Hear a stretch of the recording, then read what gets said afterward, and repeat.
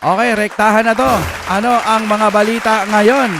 Nakita ko lang din to sa Facebook, no? Sabi, wait. Si Kong Libis dito eh. At yung isa nating panonoorin, eto na, Chis Escudero, ginulat ang Senado, matinding pasabog to, Senate Minority Block. Watak na? Patanong. Kasi ito yung ano niya, oh. Tingnan nyo natin, nasan ba yun? Paano natin may papakita? Ayan, no? Gaano ito katotoo? Panonoorin natin mga kapatid. Galing yan sa ating Pinas Balita TV. Pero mamaya na muna yan. Doon muna tayo kay Kong Libiste. Ayan mga kaibigan. Okay, i-play na ho natin ano ang meron dito. Of Batangas, the Honorable Leandro Legarda Leviste. For Honorable his Leandro Antonio Legarda Leviste, 1st District of Batangas is hereby recognized. Magandang You have hapon 3 po minutes. sa aking kababayan, Madam Chair. Madam, is selective justice justice or injustice? Magandang We tanong are not abiding with selective injustice. Oh. Inasmuch as we do not abide in selective accountability. And I Oh. have mentioned that in my sponsorship speech. So selective justice is injustice, therefore if we hold some to account, we should hold all to account. That is correct. Thank you, Madam Chair. Oh. Would you support the House resuming the flood control investigations?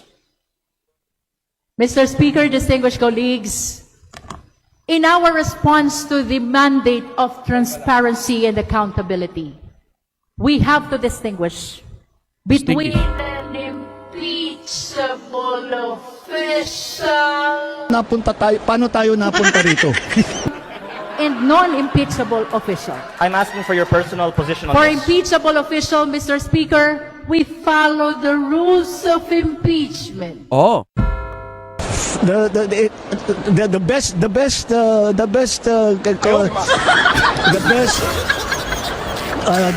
Both of the House of Representatives and of the Senate. For non-impeachable official, it will depend on the nature of investigation or case Oh. which the gentleman from the 1st District of Batangas wishes to initiate. Let me reiterate the Nevertheless, question, Madam. Mr. Speaker, there is proper forum, there is proper rules that apply to every remedy that is given to the Filipino people. So may I ask again, Madam, would you support the House resuming the flood control investigations? Mr. Speaker, may I be recognized? Majority Leader. While I understand the concern of the Honorable Leviste to pursue accountability in all matters involving Congress and the government itself, may I request the gentleman from Batangas not to stray from our deliberations involving Lo.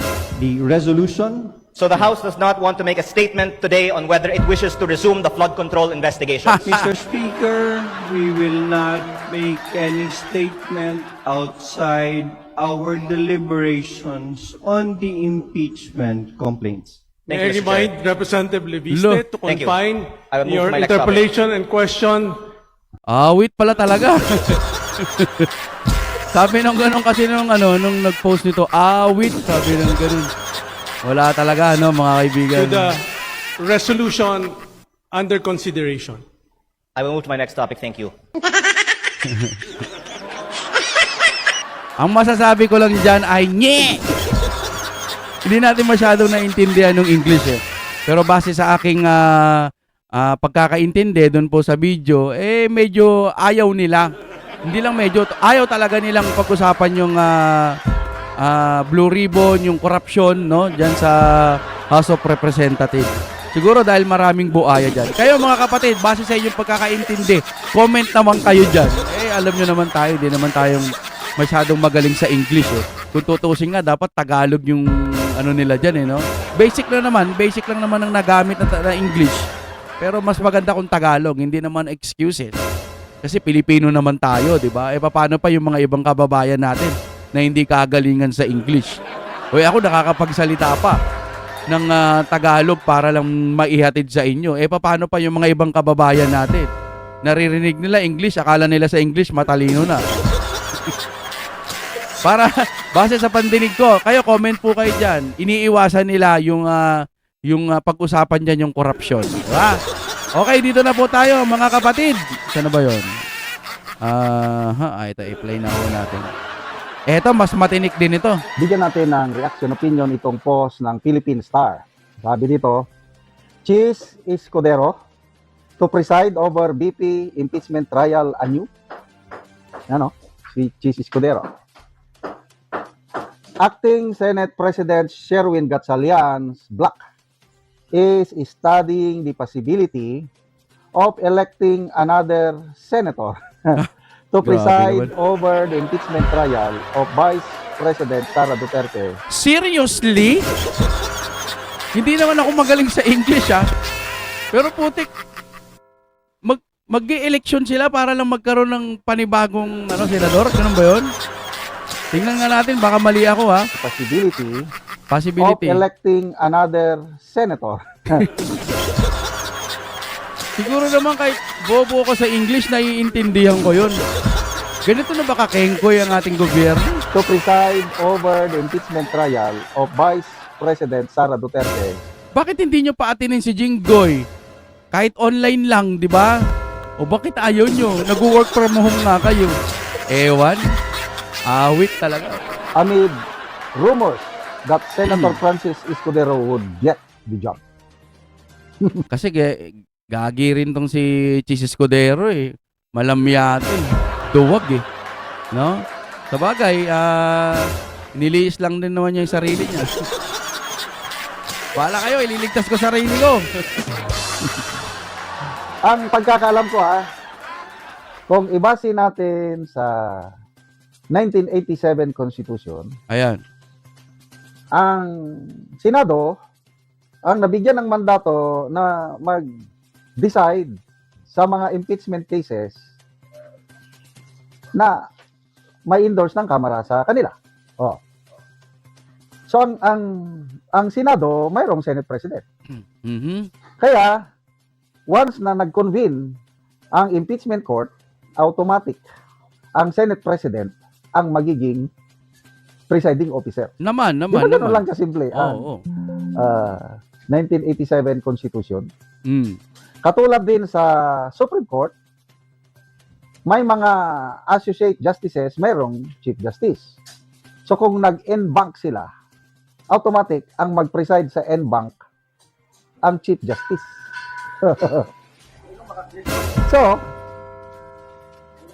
itong Gatchalian Block, kung confident sila na talaga ang ruling majority, Ruling majority. bakit kailangan pa nilang mag-elect ng isang presiding officer?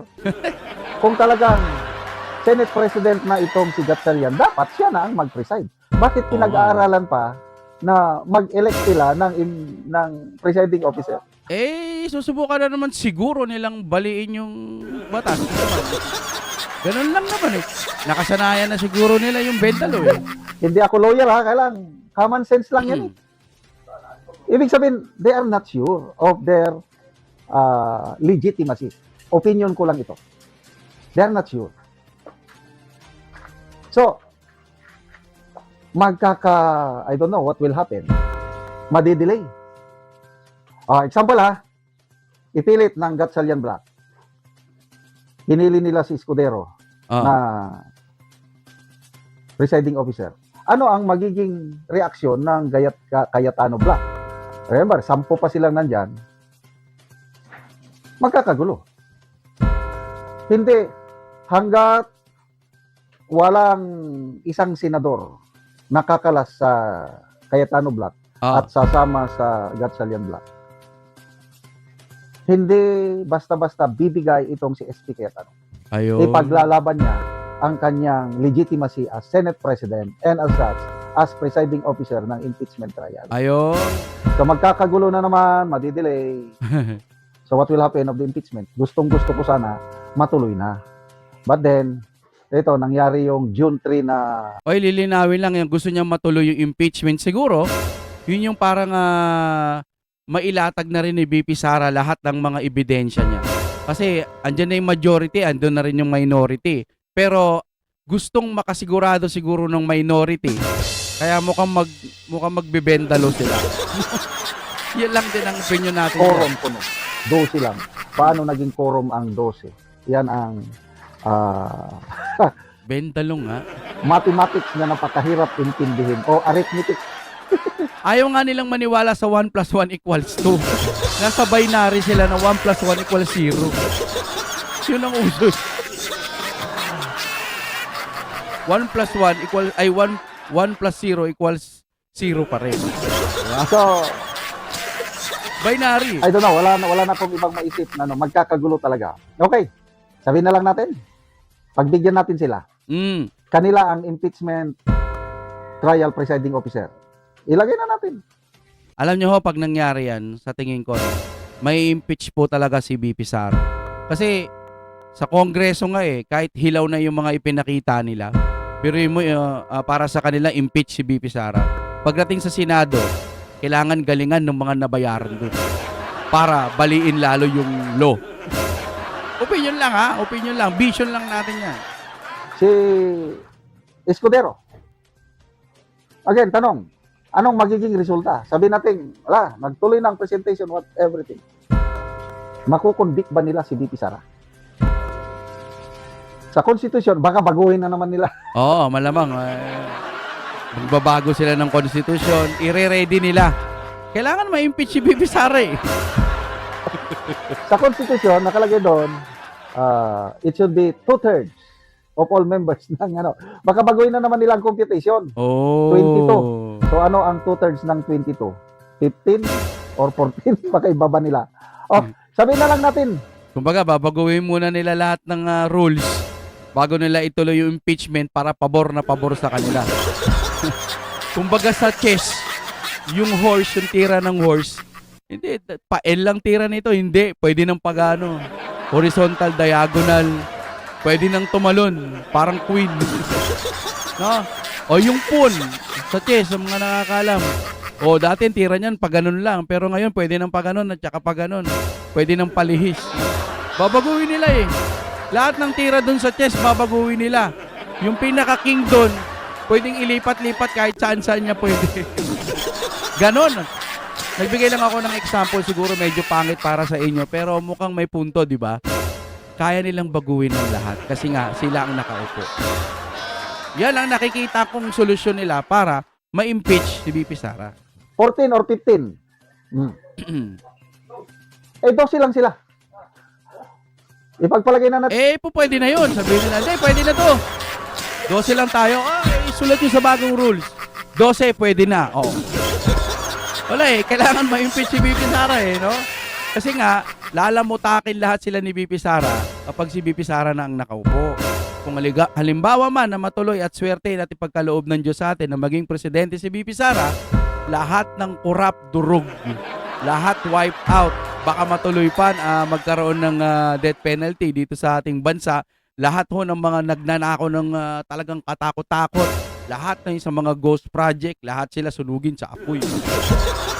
Malay mo, gano'n ang parusa. Tsaka natatakot sila. Dito po sa laban ng gobyerno na to, nagkakaisa sila lang lahat. Hindi naman sila marami. Mukha lang silang marami. Kasi nga, sila, biruin mo, 31 o 32 million ang bumoto kay BP Sara. Isipin nyo na lang yon. Tapos sila, wala pa sa 10,000. O sabihin mo na, 100,000 lahat-lahat sila. Diba ang konti pa rin nun kung ikukumpara mo sa 32 million? O 31 million ba yun? Nakalimutan ko na Maraming may gusto kay BP Sara. Sa ratings pa lang. Diba? Negative 15 PBBM. nga. Diba? Kaya kung sino man yung mga may ayaw sa mga Duterte, yun yung hindi nakakapag-isip ng tama. Gusto nila, mayayaman sila. Hindi naman nila nakakakain niya ng 3 beses sa isang araw. Nakakapag-merienda pa yan ng 2 beses. Nakahigaya sa magandang kama. May aircon pa. Ang dami pang pera, marami pang ipon, tas hindi sila namimigay sa mga mahihirap. No? Hindi naman lahat ng mayayaman. May mga mayayaman talaga na mga mababait. May mga makaduterte din na mayayaman. Pero may mga kakamping din na mayayaman. Yun yung mga dadamot. Hindi naman. Sa madaling salita, mga kapatid, hindi kasi nila nararamdaman ang hirap ng buhay. Kaya, BBM pa rin kami. Ang mga Duterte ho kasi, concern sa Pilipinas. Hanggat maaari, kung gagastos man para sa Pilipinas. hindi para sa sariling bulsa. Kung meron man, sweldo yun. Natural, alam mo naman ng BP Sara o yung mga kaalyado niyan, magbuwis lang na magbuwis. Siyempre, so sweldo rin sila. Yun yung pwede nilang maipon. Pero, yung pangungurakot, wala sa kanila yon. Kasi kung meron talaga sila, matagal nang tumakas ang mga Duterte. Pero hinaharap nila, di ba? Oh. Hinaharap nila. Ang problema kasi ngayon, ang administrasyon ngayon kasi makapangyarihan talaga. No? Halimbawa, militar, bigyan niya ng ganito, pa. O, kapulisan, bigyan ng ganito, pa. O, wala talaga. Kung halimbawa lang naman yan, napaka makapangyarihan talaga niyan. Kaya lahat gagawin. Sa impeachment, sa law, sunugin niya na yung rules ng book na yan ng Senate, ibahin na natin. Pag hindi pa rin kaya, pag napabagsak na nila si BP Sara, napatalsik na nila, babaguhin na nila, magkakaroon na ng tsa-tsa. Hindi na nga daw bababayan si PBBM. Malay mo bumaba, pero ang ipapalit, kaalyado din nila, tuloy ang nakawan. Nga, diba? Siguro hanggang dito na naman tayo mga kapatid. Sobrang maraming salamat sa inyong panonood. Grabe. Ano man ang mangyari sa Pilipinas, nakaantabay tayo, nakikinig tayo, nanonood tayo kasi isa ang ating mga damdamin. Maraming salamat po sa inyong panonood.